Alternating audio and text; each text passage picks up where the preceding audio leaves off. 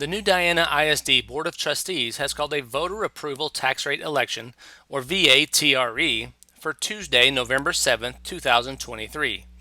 The VATRE could generate an estimated additional $1.5 million annually and lower the total tax rate 10.53 cents.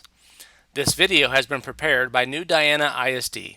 It is factual and is intended to inform the voters of New Diana ISD about the upcoming election. It will explain what a VATRE is and why the Board of Trustees has called the election. The Texas legislature has done two significant things to help Texas school district taxpayers in its latest session.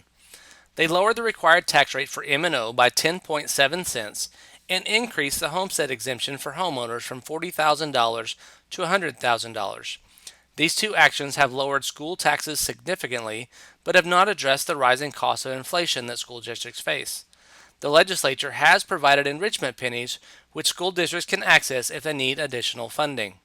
The only way school districts can raise money to address inflation is to access the additional enrichment pennies. School districts are funded through two main sources: local taxes and state funding. Local taxes are collected and go into two different funds or pockets: maintenance and operations, or M&O, which include Tier 1 and Tier 2 funding sources, and interest and sinking, or INS. The M&O pocket pays for the everyday operation of the district, including salaries, books, and building maintenance, while the INS pocket is similar to a mortgage and can only be used to pay the debt on school bonds. The state of Texas funds school districts based on a series of formulas that take into account our local tax rate. Specifically, the higher the local M&O tax rate, the more funding we receive from the state of Texas. The M&O tax rate is broken down into two parts. The required part is called Tier 1, which is the basic level of funding from the state, and it funds the program with state aid and a required local share provided by a tax rate which is determined by the state. The optional part is called Tier 2, which is supplemental or enrichment funding. In the required Tier 1 funding, there is a funding cap for every school district that is made up of a local share and a state share up to the Tier 1 funding cap. In the first example, you can see the district pays about half of the funding from local taxes and the state pays for the rest. As property values increase, the local share increases and the state share decreases to maintain that same funding level. If property values ever increase to where they generate more local tax revenue than the funding cap, any additional local property tax revenue goes back to the state of Texas to be reallocated to other school districts across the state. As you can see in this example, there is no way to generate any additional funds in the Tier 1 funding. If a district wants or needs additional funding, Tier 2 allows up to 17 additional pennies of enrichment, 5 of which do not require voter approval, and up to 12 pennies that must be approved by the voters. Thus, we see that a VATRE is the only way to generate additional revenue. Our current tax rate is 87.41 cents on the M&O side and 12.49 cents on the INS side, for a total tax rate of 99.9 cents for every $100 your property is appraised.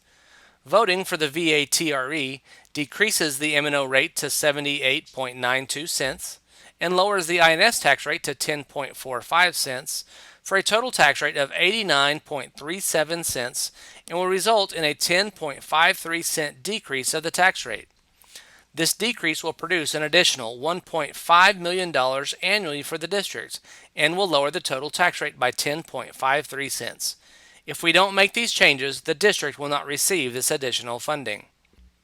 In fact, for every $100 we collect with these 12 additional M&O pennies, we gain $171 of additional state aid. So we're able to generate $271 and it only costs us $100 in local taxes. If we don't add the pennies, we leave the additional state dollars on the table in Austin, Texas, and choose not to bring them to the new Diana ISD.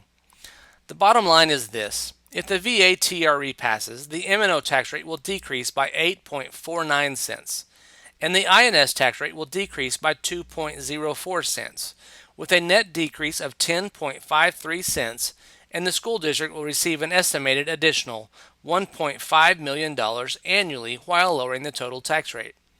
If the VATRE does not pass, the school district will not receive this additional funding.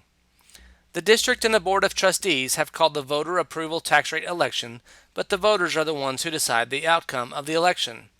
Early voting begins Monday, October 23rd, and continues until Friday, November 3rd. Election Day is on Tuesday, November 7th, from 7 a.m. to 7 p.m.